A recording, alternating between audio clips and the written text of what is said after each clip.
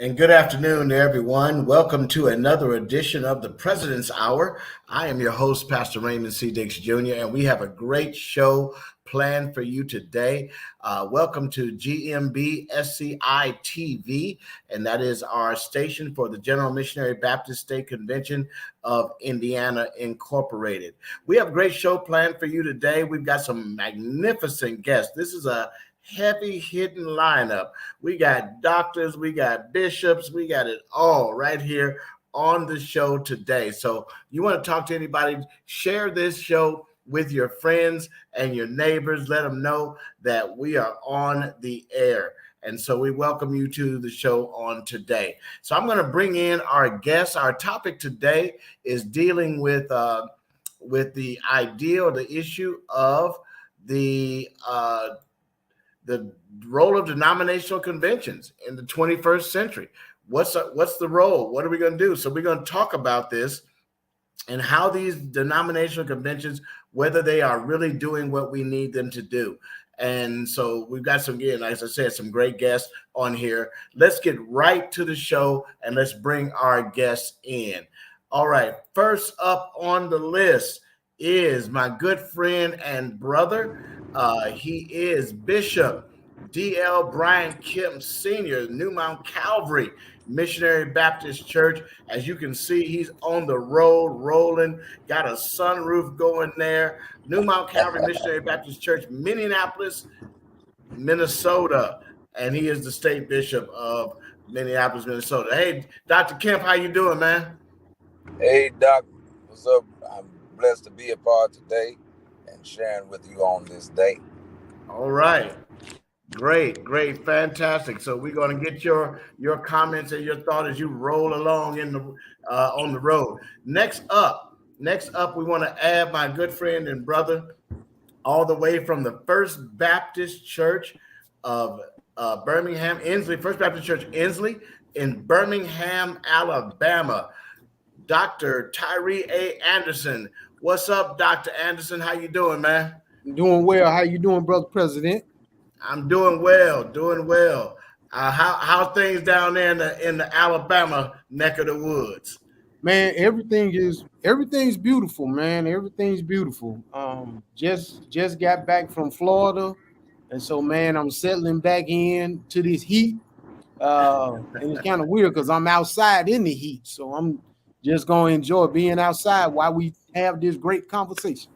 All right, fantastic, brother. Let me bring in my next guest. He is none other than the Dr. D.Z. Cofield, who I had on last week, but we had some technical issues, and I wanted to bring Dr. Cofield back because he has some very good things to say. Dr. Cofield is the senior pastor of the Good Hope.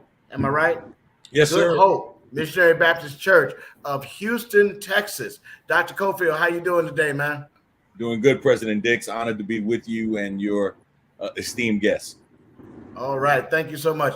And last but not least, by any stretch of the imagination, is my good friend and brother, Dr. Damian Miguel Epps of the Mount Calvary Baptist Church of Chicago, Illinois. Dr. Epps, what's going on, my friend? Blessings on you, President Dix, and thank you so much for allowing me to be a part of this great battery of preacher pastors.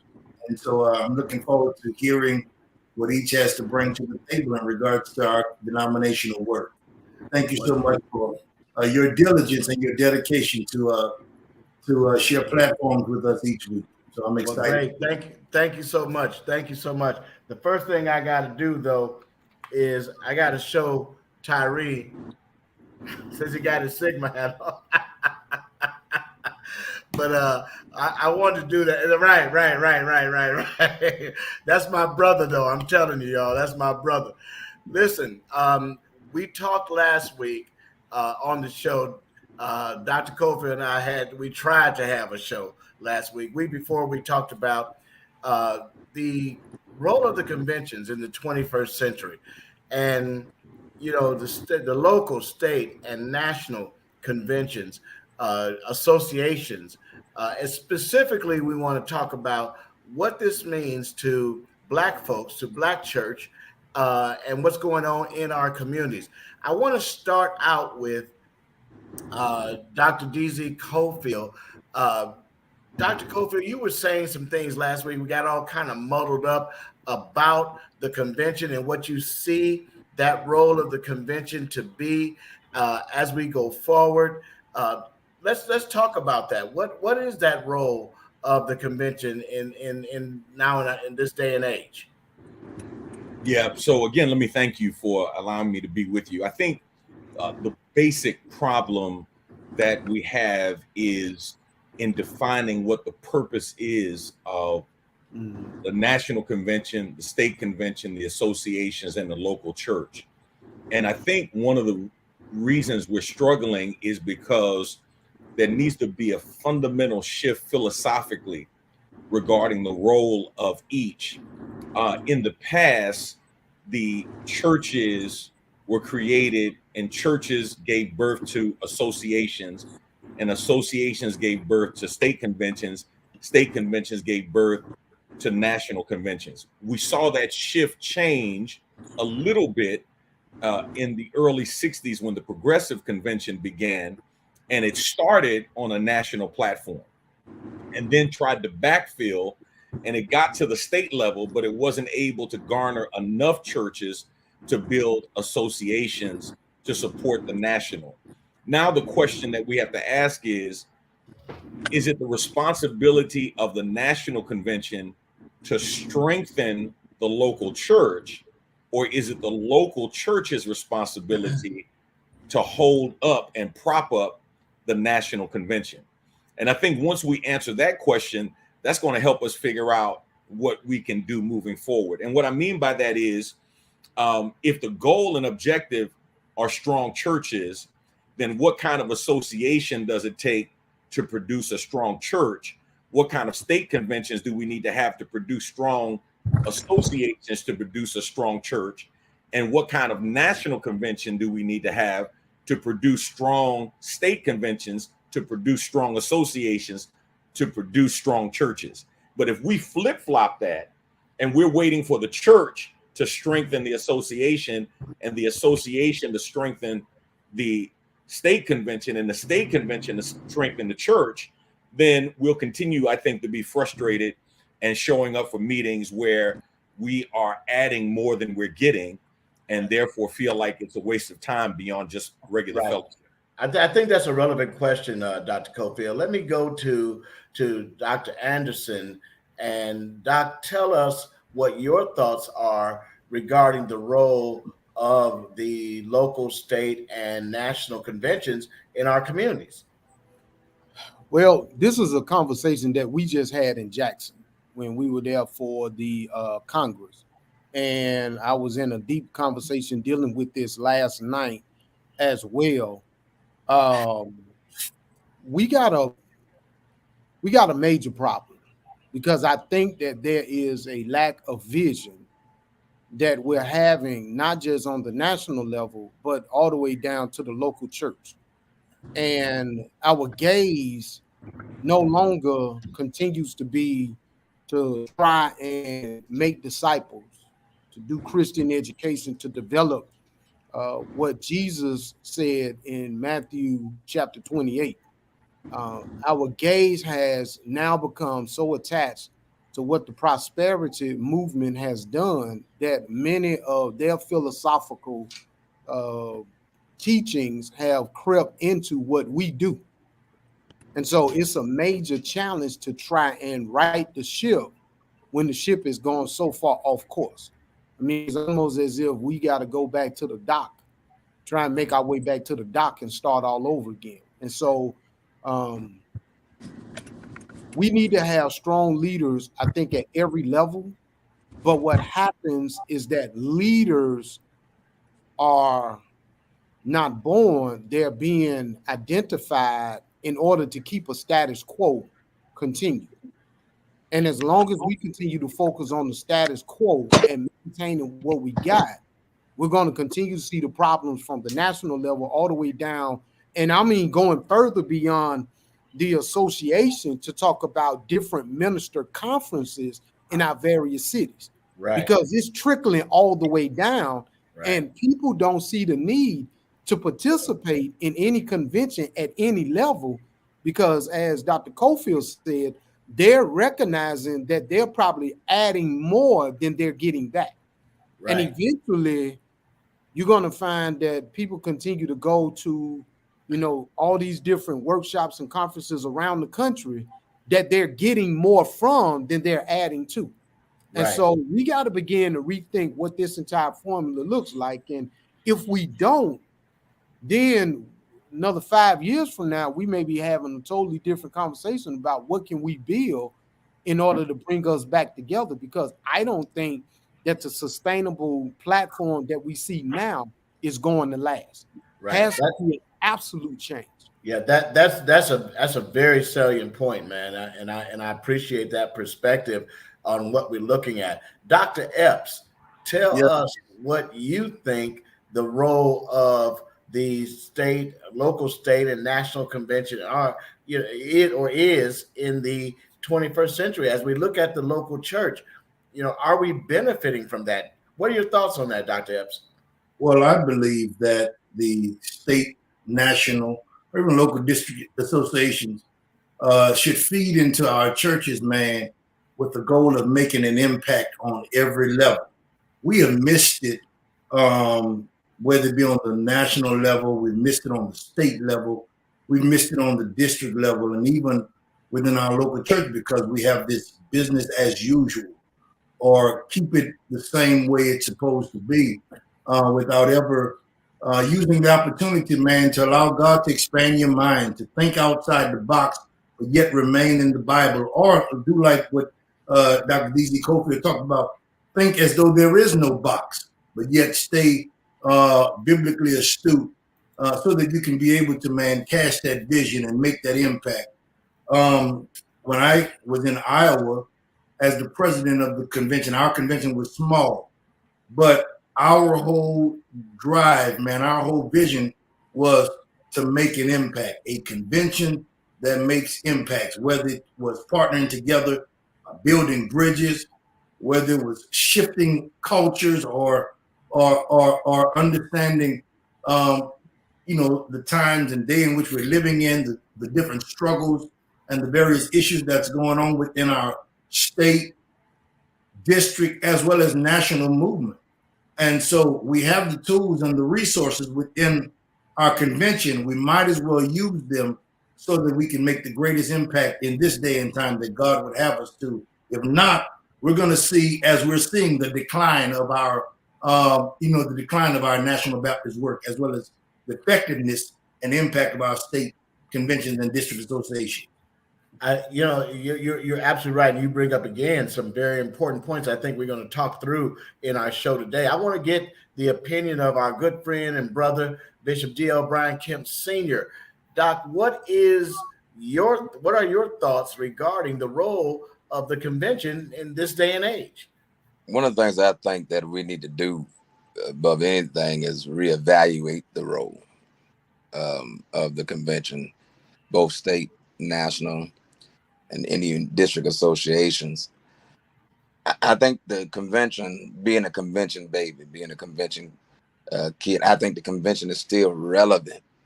But in what way? What facet is it relevant, especially to the times that we live in now? Dr. Cofield said something a few moments ago about how the convention do the convention help the churches, or do the churches help the convention? I think the answer is yes to both. But if the convention is not supporting the local church, and if the local church is not supporting the convention, I think the convention fails, but the local church can find other means to go on. And so you hear this a lot now from the other pastors, and me moving in a different area, both in state convention as the state evangelism president. Dr. Anderson said one thing about we got to go back out, and we got to, as a whole, we're better together. That's number one. And number two, and trying to rebuild or build Minnesota also for full gospel. Pastors, as I talk to them, they're not interested in just being pimped for money anymore. They're not interested in just coming to the conventions and hearing the same preachers all the time. And they're not interested in coming to the convention and having the same lineup of classes all the time. Let's be real, many of us go to the convention because we get to see our brothers. We get to fellowship. And so I think that we have to reevaluate the role. It's still relevant, but I think we have to reevaluate the role of our state and local work. Even in Minnesota, done away with our district. We don't need a district anymore because the district was doing nothing but mirroring the state convention. Same people paying the same money, coming to just the two different meetings. Right. I mean, you raised, Dr. Kemp, Bishop Kemp, you raised two very important points: the issue of finance and then the issue of relevance. And you always stated your belief that it is relevant. Here's a question that came up just in our discussion just now, and I'm going to put it on the screen. Does the local church need to build the convention or vice versa? And we're going to go back to Dr. Cofield. You raised this question. What are your thoughts on that? Does the local church exist to kind of build upward the state and national convention, or should that look differently and go the other way? What are your thoughts, Dr. Cofield? Yeah, so I'm a firm believer that we have to invert what has historically been in place. I think each convention, each association can play a different role if those roles are clearly defined and delineated, so that they're not replicating, they're not mirroring, they're not, in essence, doing the same thing at the same level. And let's think about this for a moment. 89% of churches in our country prior to COVID were 200 and less in size. 89% of our churches prior to COVID. Now we know that most churches after COVID, their in-person worship, they're running anywhere between 30 and 40%. On the high end, you have some that are running 65, 70% of their pre-COVID numbers. So those numbers are even lower now. So now for me, the question is, if 89% of churches prior to COVID were 200 or less in size, and by the way, the numbers are showing that we have 200 churches a week that are closing their doors. We have pastors that are selling their buildings because they can't afford the notes anymore and are going to a strictly virtual process. There are those who are looking for warehouse space to try to create a space where they can meet, but their Sunday morning experience is completely on the virtual platform. Now the question is, with those smaller churches and those smaller pastors, Good Hope is my fourth church. My first three churches, I was bivocational. It was hard for me to get to a national convention. I mean, we just couldn't afford it. You're talking about $2,000, and we didn't have $2,000 to spend. I could go to a local association. Now, I'm saying that because if each level could have communication with each other to say, hey, here's who you're going to serve, and here's who you're going to serve, and here's who you are going to serve. And this is what we're looking at. We need somebody on a national platform, for example, I think, speaking to the national issues that all of us are addressing. I was disappointed, and I may be incorrect. I did not see any national bodies, for example, guiding us or giving direction as to how to effectively minister on a virtual platform. I saw no national groups speaking to the health and well-being of pastors. And all of us on this call know, man, we worked harder the last 2.5 years than we did before, right? But there was nobody that said, hey, here's some mental health resources, here's some places. And that's what we need our national bodies, I think, to guide us in terms of providing resources. I think Bishop Kemp was so right. The truth of the matter is the local church has voted with their feet. Many of them are not going or remaining tied to associations, state conventions, or nationals. They're finding churches that are coordinating workshops, coordinating conferences, and they're being fed. Just kind of doing some things on the local level that helps them. Let me jump in here and get Dr. Anderson. Tell us what your thoughts are regarding this this structure that we have, because it does seem to many, and I agree with Dr. Cofield. I was a bivocational pastor before I came here to Pilgrim. So what are your thoughts on how the convention should work? Should the national and the state be looking to build out and the local districts build out the local church, or vice versa? I think that what probably needs to happen is that the local needs to focus on the state. And that what I think is probably the missing piece. Because if we just try to move from the local to the national, we miss. Like here in Alabama, we got we got a quadrant of leaders. So we got Northwest Wing, Northeast, Southeast, Southwest.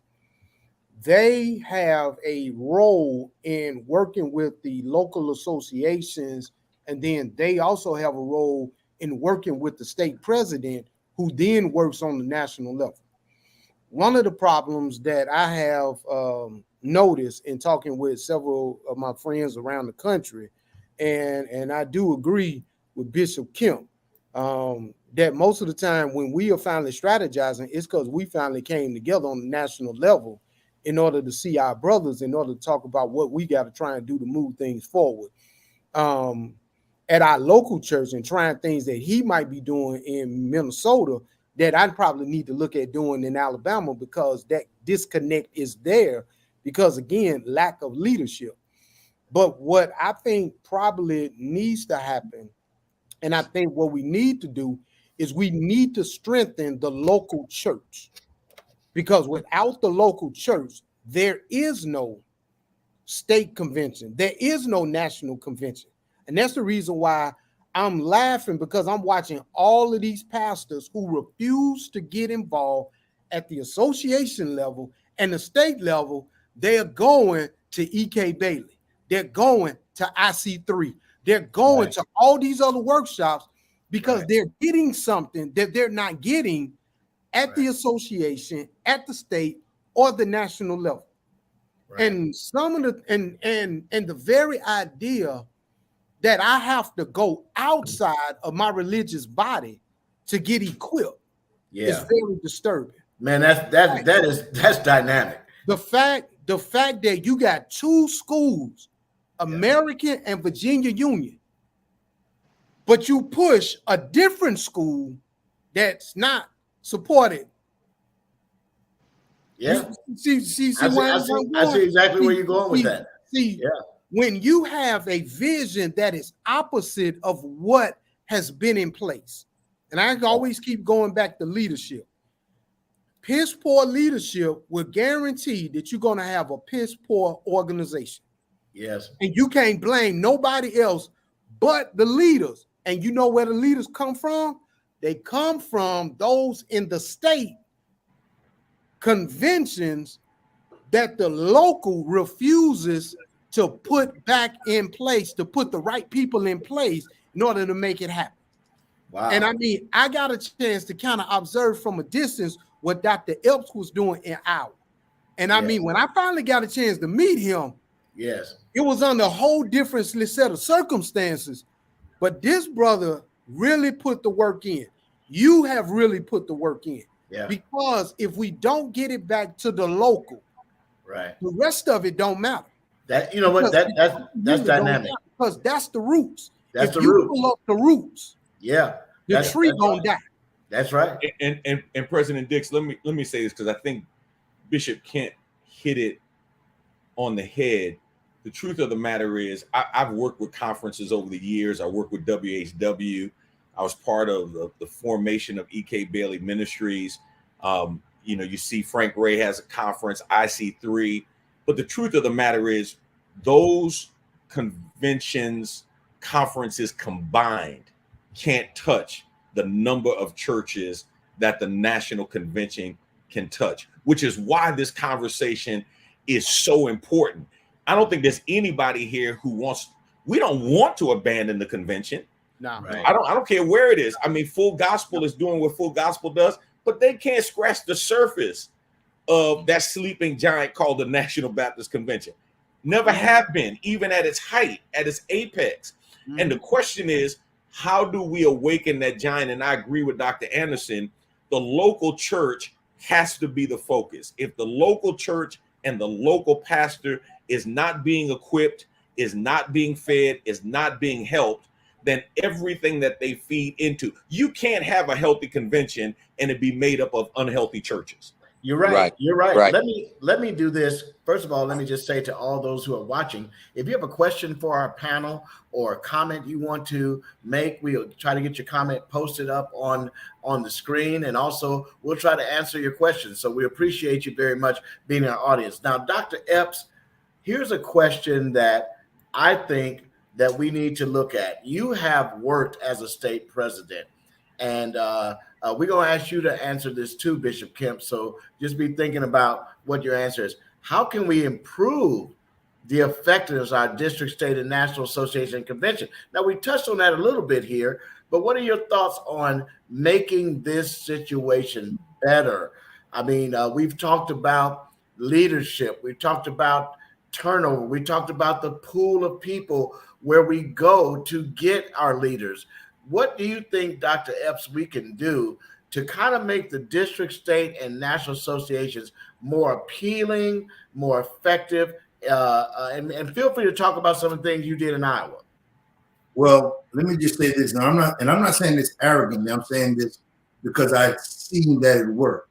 When I was in the state convention, well, actually coming up through the state conventions in Louisiana and then in California and then in Iowa, I always was in the back room, hearing the voices of the sages, right? But then also being a part of leadership, prayer is so key. Prayer is so key, man. We've gotten far away from that thing, that tool that God has given to us that would give birth to revival, that will give birth to restoration, that will give birth to what we're talking about now, right? But then also doing a personal assessment. Make sure that you do an assessment, because, man, if you're just switching position from one position to another and you're not assessing the needs of not just a convention, but your local church, what are the needs in your community? What are the needs in your local church? And so each pastor must bring that to the table. Once you deal with those various needs, then create a curriculum that will minister and meet those needs, that will impact, man, that particular local church, that particular local district association, and those state conventions. Most of our state conventions have 2 state conventions, and they're on 2 different sides of the states, right? Some of them have just 1 state convention, but yet they're dealing with associations underneath. Each area has a different thing that they're dealing with. Although we're Black Baptist churches, each area has a culture. It has a climate, man. Each area has something in which they're dealing with. And so you have to make sure that you assess it. Once you do that, then you gain buy-in by leveraging partnerships. And, man, once you do that and you cast that vision, finding out, okay, these are the needs. This is the assessment of our churches. Okay, this area needs to deal with expositional preaching. This one needs to deal with training leaders. This area of our churches or district association is struggling with depression. So we need classes on that. PTSD, all of those things, man. Not to say that our COP classes will not help, but the COP classes only can't be what we put out. We have to address other things. We really have to address other things. Need of that church, of that district, of that state convention, because guess what? We, for a long time, have come to the convention, paid our money, our registration. We've got suits tailored. We bought suits, shoes, and we've come back, man, broke and yet still broken. Broke and broken. Man, that's great. And so there's a need, man, to make sure that we raise that standard. But you got to start with prayer. Then once you start with prayer, then do your assessment. Don't just think that just because it worked last year, mean it's gonna work this year. Last week she ain't gonna work in this week's door, man. Not at all. Let me hear from Bishop Kemp. Bishop Kemp, you have been as you said, a convention person.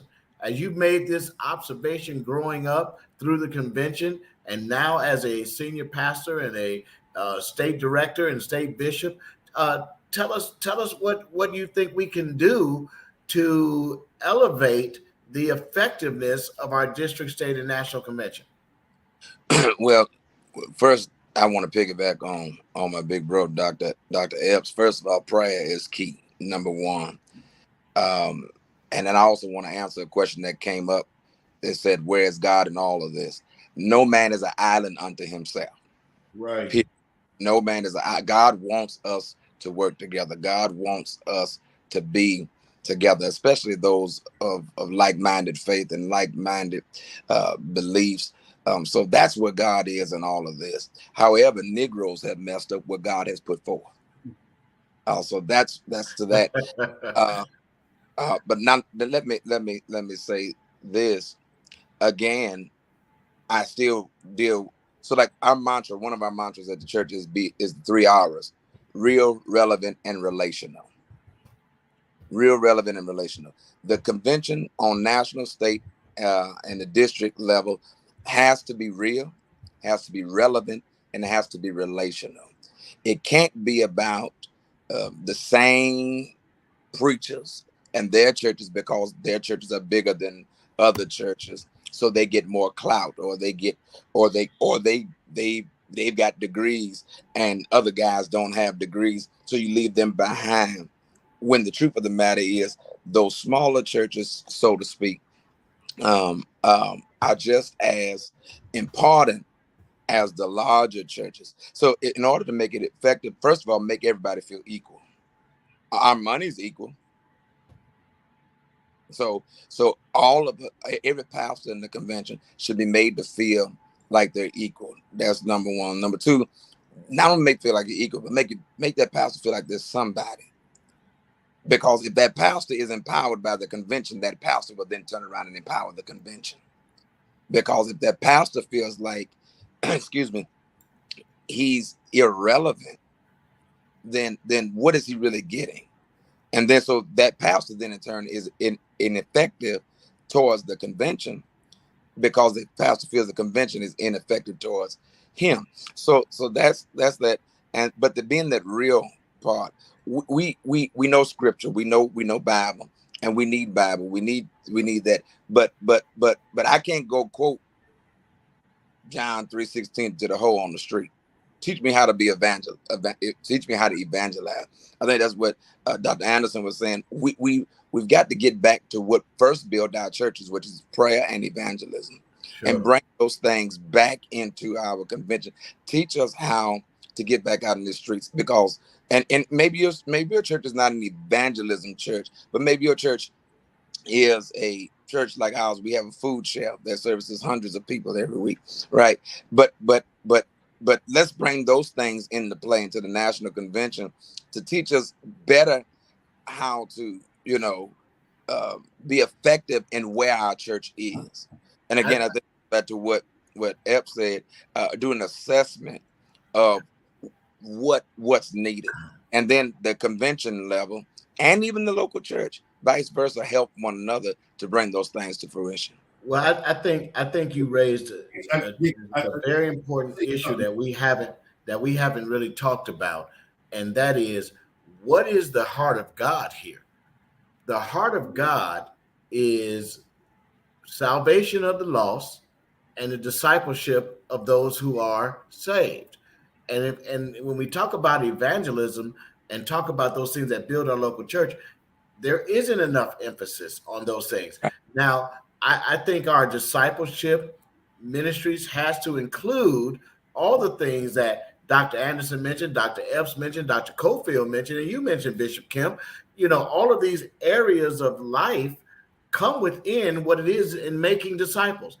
You're not making good disciples if your disciples aren't having quality mental health services addressing them. So, Dr. Epps, go ahead and comment on that, man.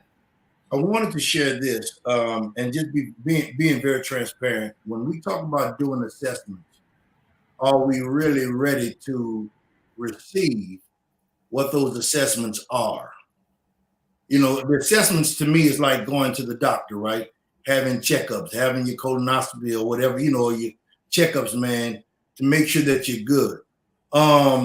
It's been a long time since the church has had a checkup. It's been a long time since the district has had a checkup. It's been a long time since our state or national work has had a checkup.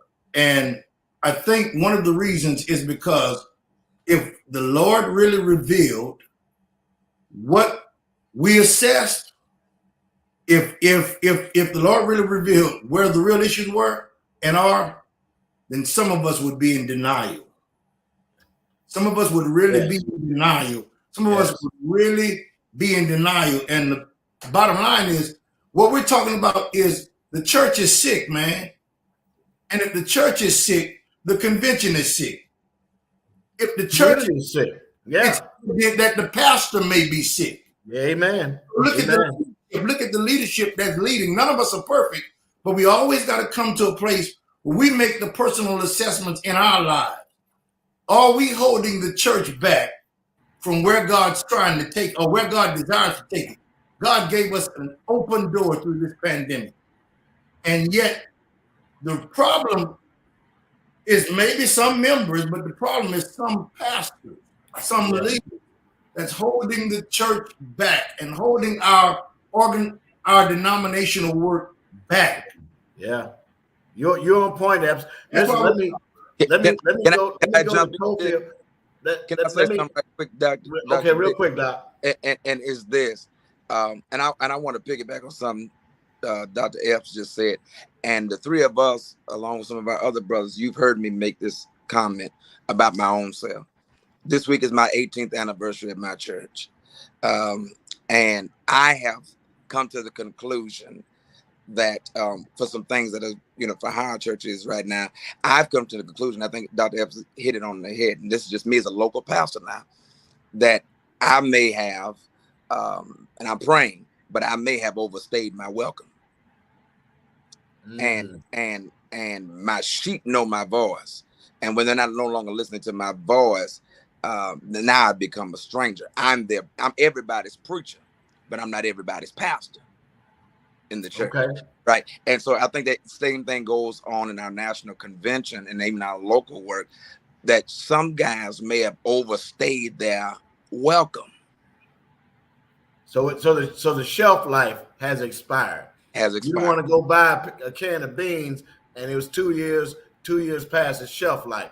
I understand what you're saying. Let me go to Cofield here, because Dr. Cofield, you have talked about this idea of where we go in evangelism and discipleship and what the emphasis should be of our state and national conventions. Now, we only have about 15 minutes, guys, so I want you to just kind of chime in on that real quick, and we'll talk a little bit about that. And then after we hear from Cofield, Dr. Anderson, I want to come to you and talk about what our role is in helping the uplift of Black people in America.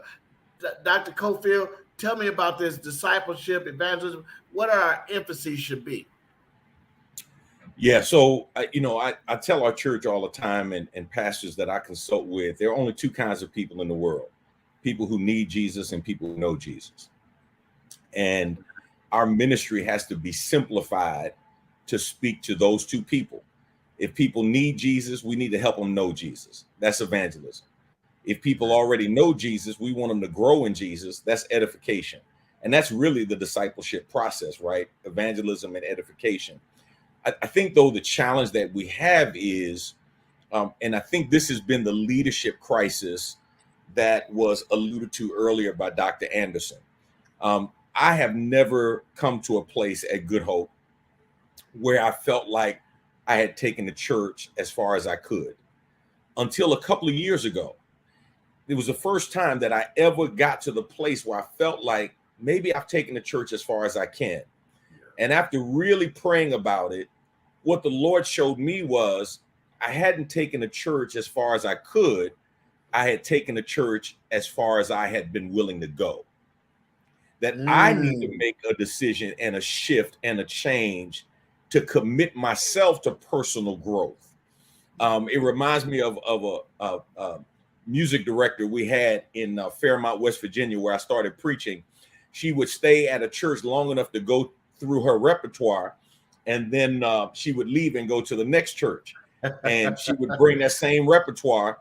And she went to 4 or 5 of the little local churches, never learned a new song.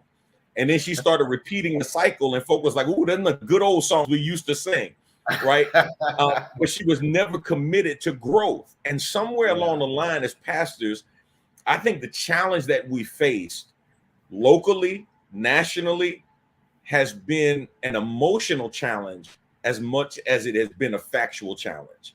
We have struggled emotionally with the loss of normalcy, with the loss of call and response, with the loss of the ability to minister to our people. And I think where we have to go now is recognize that our associations, our state conventions nationally have to, I'm going to add one more R to Dr. Kemp's list. They have to be resourceful. They have to provide resources. They have to tap us in to resources that we would not necessarily know on a local level, but they can address issues on a national level. They should be telling us, for example, President Dix, in your state, when the Lilly Foundation came to you all and said, "Hey, we want to help local churches. We have grants that we want to make available to help address technology deficiencies." Why wasn't the National Convention negotiating those grants and those opportunities for all of our churches? Why did we not set up resources directly with China so we could have cut out the middleman and maximize our purchasing power to say, "Hey, everybody," see, we're so busy competing with each other that we can't cooperate with each other. That's right. And we can't uplift each other. The other challenge that we have on a national level is, and I think it's true on a state level as well, we don't have leadership. Goes back to what Dr. Anderson says. We don't have leadership that thinks beyond the local church. So your national convention is not going to be greater than the national president's church. If his church is antiquated in its thinking and in its methodologies, that's going to play out in the national convention because you can't export what you haven't imported. Man, that's great, man. Listen, we got just a few minutes left. I want to go to Dr. Anderson. I want to touch on this piece about helping our people. National Baptist Convention, 8 million members. That's what we say we have, Dr. Anderson. What is going on? It doesn't seem like we're making the impact we need to make on the justice issues that face the Black community. Now you just gave me a softball pitch, right? That's all you did. That's all you just did. He threw the alley-oop up to you, T. He sure no did. Listen, there are 2 things that I really want to kind of hit on. I had to write this down to make sure I got it. We don't preach and advocate a theology of hope. There's no hope being preached. Right. I mean, I went to the late nights during Congress. I heard. I ain't hear no hope. Then when I heard hope, everybody sat down. I heard no hope. We don't embrace a theology of hope. What we embrace is a theology of white Christian nationalism. And we try to dip it in chocolate and try to make it look like something that is not. Because once that outer covering is gone, you still got what originally was black vanilla that they made white. So you got a major problem with the theological platform, because when things were happening like with Tamir Rice and when things were happening with Trayvon Martin, We didn't hear nothing from the national level. I raised all kind of saying on Facebook, like, where's the voice being heard? Nobody's saying anything. When it came to voting, when it came to doing anything that will put us in a position of power, there's nothing.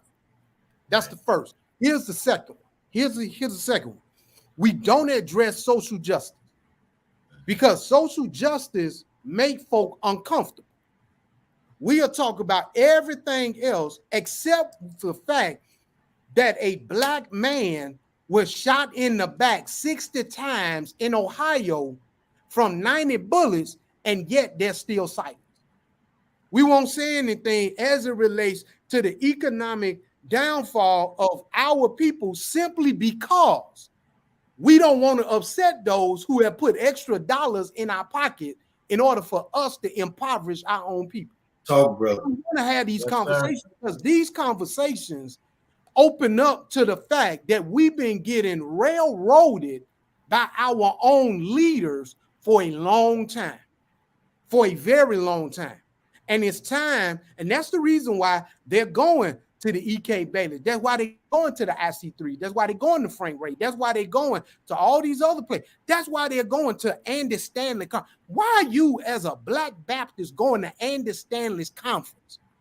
Because you believe that their situation is much better than yours, and you're going to get something from them that they're not going to give you at yours, only to realize that you just imported something that is of a foreign element. When you go to another country, they tell you you can't bring any exotic fruits and vegetables back into this country because it may corrupt the system. And we continue to read books, continue to follow, continue to listen to individuals who are corrupting us, and they're saying they love Jesus. This is one reason, I know it's going to bother some folk. I tell folk I'm not a Christian.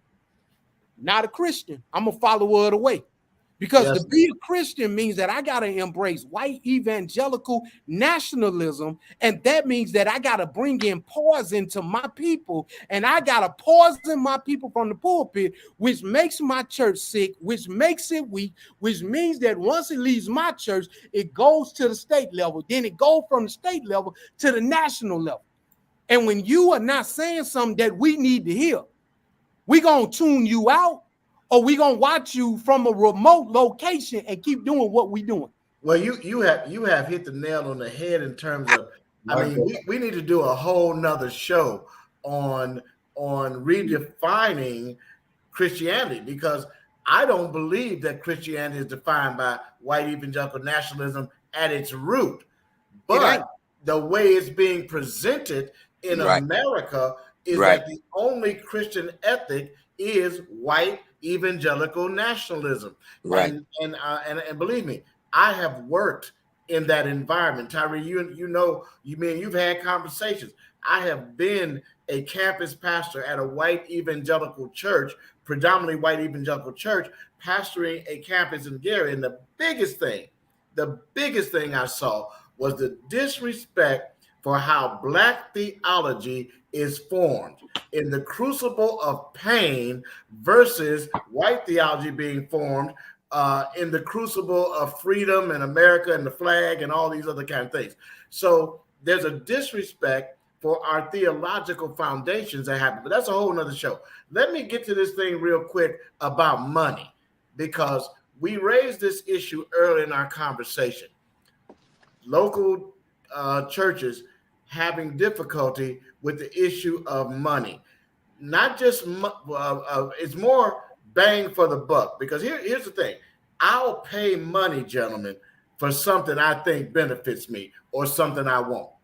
Mm-hmm. I mean, we'll find a way to get it.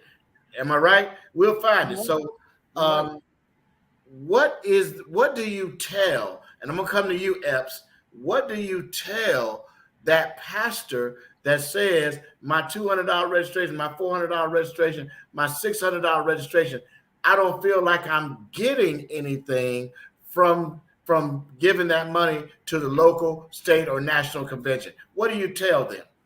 Hold on, say that one more time, because I just got. So what do you tell that pastor that says I'm paying my registration for my church, and I don't feel like I'm getting anything from my local association, my state convention, or my national convention. When I arrived in California, I was a part of Southern Baptist because that's what my dad, the church he pastored, was a part of. When we went to those Southern Baptist meetings, because we paid into the cooperative program throughout the year, when we went to those meetings, dinner, lunch, breakfast was free. They sent us home with a ton of books, resources, as what Dr. Cofield shared earlier. They sent us home with resources, right? I've been trying to share that with us in the National Baptist and even state convention, that when people come, that we should be resourceful, that we should be the givers and not always the takers. Every church is not the same size. And so some churches do what they have to do to make sure that they send representatives to bring back information that will make the church relevant, that will make the church resourceful,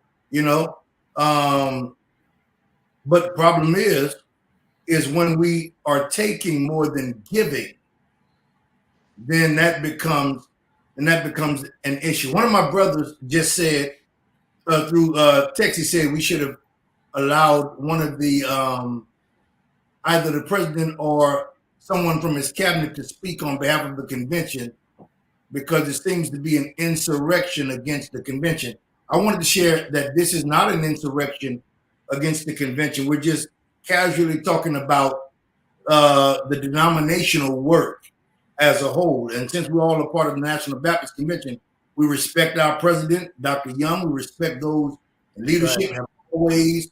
And so this is not in any kind of fashion to downplay or to disrespect our president or even our brothers. Right. That's right. Leadership. I was in leadership and still is in leadership, and I respect my leader. And but we have to have real conversations like this. That's so right. that we get back to a place where we're giving, where we're good stewards from the top down. Because we're expecting the church from the bottom up to be good stewards, but from the top down, it works hand in hand. And so you asked the question earlier about what, can the church build a convention, and can convention build a church? It happens, when both are being blessed, when both are benefiting from each other's resources, then we'll grow. Right. But and Dr. Epps, let's be honest. Okay, so when Brother talks about this as an insurrection, there's an old song that says, "May the work I've done speak for me." Yes, sir. All we got to do is look at the work. Yes, sir. When you go to a national convention, when you go to a state convention, when you go to an association, there's not one survey or evaluation done or asked for from any participants. When you go to a convention and there's not one Cash App, Zelle, or any way to give electronically, to register electronically. When you're walking around handing out printed programs on the last day of the program for the entire week, there's no insurrection. You just reporting the facts. That's right. This is and just at the end of the day, right. The question is, and I think Dr. Epps, you said it so well. The convention and the national convention will complain that the resources are not coming up, and the local church is saying the resources aren't coming down. And the truth of the matter is, there are more national conventions that need members than local churches need national conventions. Man, you said something there, Doc. Can I say something, Dr. Yeah, J? go right ahead. This is not an insurrection of our national work, but comments like that prove why we're in trouble. Yeah. Comments like that to say we are to basically do as we're told, but we can't say anything. This is not an insurrection of our national convention. It's a conversation of how we want our national convention and our local church to be better. And I think for so long we've gone along to get along. This is the way it's always been. This is the way it's gonna be. Like it, love it, or leave. Yeah. Right. And so that is, and this is one of, and I'm not downplaying that brother who said that, but this is one of the reasons why people don't want to be a part, because they have no voice, so we can't say anything. That's right. And so it's not an insurrection. We all want NBC. Let me Tyree, I'm gonna come to you because we're gonna extend our time a little bit, because this is good stuff. If you guys can hang around a few more minutes, this is good stuff. But let me just say this. It's important, and one of the reasons why I started this podcast was that we could have conversations exactly like this that we can share through the auspices of social media. If we can't have this conversation in the confines of those rooms that Dr. Epps talked about in the back, and say, how can we get the local state presidents and the pastors and everybody to talk about what the real issues are, then what's the purpose of doing this? We've got to have evaluation type conversations. We'll never get better if we don't evaluate what's working, what's not working. Dr. Tyree Anderson, go right ahead. I wanna comment about this insurrection that it appears to be. My question is to the brother who said that, what do you think they're having how many conversations you think going around the country right now? I mean, this is a platform where you can see us talking about it. That's right. What about those that are having a conversation that you know nothing about? And this is the other piece. As a convention child, like Bishop Kemp, as a PK, one thing I learned, and I know these brothers gonna agree, when you ain't doing what you supposed to do, the church ain't gonna necessarily vote you out. They're gonna stop giving their money. So here's the question. If registration is down, if the money ain't coming in, if everybody's upset and they ain't giving their money, they ain't coming, but they spending it in these other locations, you ain't got to say a whole lot. That's evidence about what this thing looks like. Whether that's the convention when we get together in Houston, where that number go up, whether that is at Congress, where we just came from Jackson, when Dr. Cofield said it and I was mouthing it at the same time while I was on mute, that we didn't get our programs until the last day at 4:00 p.m. When you start talking about having a legit evaluation, because trust me, every Sunday we preach, we get evaluated. Yes, sir. Every Sunday we preach, we get evaluated. They can call a meeting immediately after church and say, we don't want you no more. That's right. The risk you take in the Black Baptist Church. That's right. And so to say that we can't have an intelligent, articulate conversation about what we are putting ourselves in and our churches and everything else that goes into it for us to work on the association level. And I'm an association guy. Currently, I'm the vice president of our Congress for our local association. I'm the chair of the Social Justice Commission for the Alabama State Missionary Baptist Convention. Mm-hmm. I'm doing the work. I'm working at our Selma University, which is the state school for the state convention. I'm a professor. I'm putting the work in. Should I not have a say-so about how things are going? Or should I be quiet and remain silent and suffer and deal with stress and everything, and I die, and they say, we miss him, we love him, move on. Yeah. I think that if we're going to put our money in, and we're going to put our bodies in, and we're going to put our families, because we got to leave our families. You got to think about everything that go into this. That's right. And you're telling that it's an insurrection? Nat Turner. Well, here's the thing. Insurrection in of itself has produced a better quality product, and history bears that out. Yeah. America was a result of an insurrection initially, and they thought it was better to have a president than a king. So I mean, those are the things that we got to look at. Now, gentlemen, our time is getting past us, and I think this has been a great conversation. I want to leave y'all time, though, before we go, to each kind of go around the horn and kind of give a summation. Let's take a minute each and give a summation of what you like to see happen from conversations like this, what we can do going forward, or anything that's on your heart. So I'm going to start with Cofield. You go ahead and give us a minute summation, man, of some takeaways we can do from this conversation. So I think it's very clear.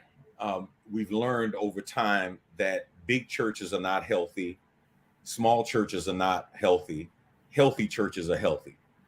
And it doesn't matter whether they're big or small. And the question is, how do we help pastors? And I think that's where the convention has to lay its head on, how we can help equip pastors and give them the tools that they need to not learn how to get promoted to a church, but how to build a church. I think most of us would agree in our seminary careers, we weren't taught how to develop a church. We weren't taught how to build a church. The last thing I will say is, the great conference leaders of our day started off going to conventions and offering their offerings to the convention, and they were rejected. Dr. E.K. Bailey, who ran ICG, who for many is the father of staffing in the Black church, went to the National Convention of America, and he was rejected by the leadership. There was fear. They were afraid. They were envious. They were threatened. And so he continued to do ICG at the time. Dr. Ralph West, man, I've talked to him on numerous occasions. Man, he would gladly see an IC3 philosophy adopted in the National Convention. Like, Ralph West is not trying to be a national conference leader, right? But those efforts have been rejected over and over again. And so, the question I think on the table for the convention is, going back to what Dr. Kemp said, will it take on the mantra of being real, relevant, relational, and resourceful? Will it provide the resources that people need? All right. Thank you, Dr. Cofield. Dr. Epps, give us a wrap up, man. 1 minute. Talk to us about what we need to do and where we need to go. After being president of the state convention, and after serving many years in the state work leadership or national or even district, where I am, President Dix, is I just want my church to be healthy. And I want to be healthy, pastor. Honestly, straight up. If I can't get it from anywhere else, I ought to be able to bring it to me. And so therefore, when I connect with brothers like you guys, when I connect with other brothers and sisters in the faith that can bring their expertise to help me and to help, as what I often say, help my key work. Because when I go to the convention, I want to be able to come back and I have access to another place. I want to be able to come back and be able to impact my community. So I just really, honestly, the way the convention gets better is that the local pastor gets healthy in mentally, spiritually, emotionally. That's the way the district gets better. And then once that happens, man, then we can bring our resources together on the district level, on the state level, and on the national level. Bottom line is, a lot of guys are not healthy, man. A lot of churches are not healthy. The reason why we have an unhealthy, quote-unquote, national work is because the bottom churches and pastors are unhealthy. All right. Thank you so much. Wait.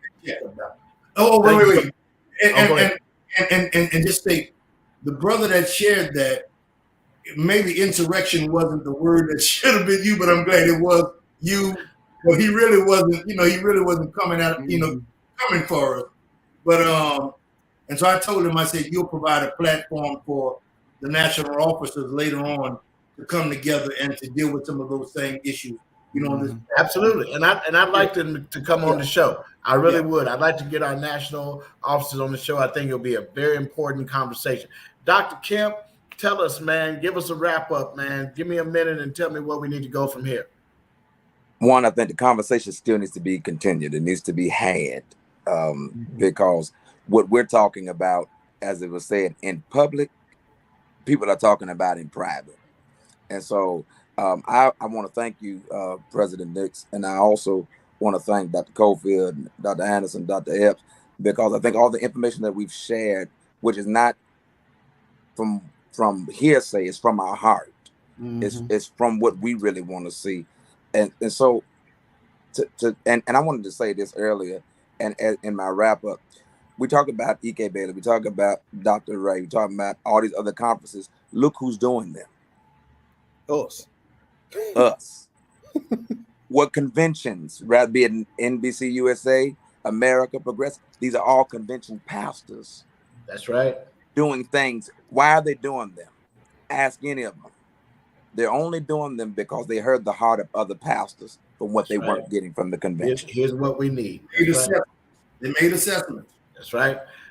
Dr. Anderson, you get the last word, man. Tell us where we go from here. What do you think we need to be focusing on? And to all of you gentlemen, this ain't the last of this conversation. We're going to have to continue it. But Dr. Anderson, tell us what's next, man. Last night, I was with Dr. Kerry Stanley. And so we were talking, and Kerry Stanley passed him, his father in the ministry, my father in the ministry, real good friends. That's what we're missing. That's what we're missing. Bishop Kemp mentioned it. I'm going to go back to it. One of the ways that we are able to strengthen our churches and we are able to strengthen our states, our associations, the state convention and national convention, we don't spend time getting to know each other. Right. I got a chance in New Orleans to really hang out and meet Dr. Epps. That's right. I got a chance to. There's a different relationship. There's a different relationship that I have with Dr. Cofield. That's right. Oh, we were just in Jackson together. There's a different relationship that I got with Dix from years ago. That's when right. he first got to First Baptist Church of Ensley in the north, and that's right. Pilgrim in Birmingham. Yeah. These folks are the same. They come from the same communities down here in the South. The thing about it is, if we really want to strengthen our ranks, it's going to have to take us as pastors to come together, drop all pretense. That when I come together, I don't want to have to keep saying Dr. Cofield. He need to be able to call me Tyree. That's right. Without putting on any airs. When we was in Jackson, I didn't keep saying President Dix. No. I kept saying either Ray or Dick. That's right. That's it. Because that's a relationship. Pastors are not building relationships. Right. One of the things that I've absolutely noticed about Dr. Epps is that his sons in the ministry absolutely love him. And he's taught them how to be a friend to other pastors. That's right. That's missing. Because everybody thinks he's trying to steal my members, sheep stealer, this, and this. Man, forget that. We're all brothers and we're all in the trenches together. Yeah, right. Stop all this hating, stop all this nonsense. Let's get together. Let's build these relationships. Because if I need something, I should be able to pick up a phone and call about 10 brothers across this nation and ask the question, what are you doing about this? That's right. And I should be able to get some good answers. Cofield gonna help me out because I got a chance to watch him do what he was doing in Indiana. Yes. And in listening to him, I got some questions about shifting church culture. He knows it. So why would I go and listen to John MacArthur about shifting church culture? And John MacArthur he ain't even got no seminary degree. Why am I gonna listen to somebody like that hate black folk? Right. And I'm gonna poison my people like that. Right. I ain't gonna do it. So that's my final comment, man. Let's get together. Let's get together, man. We get together. When we get to Houston, don't be acting all strange because I am gonna tell you all. That's right. Because we gotta come together. And listen, folks. That's right. Listen, he will. But listen, gentlemen, thank you so much for this time.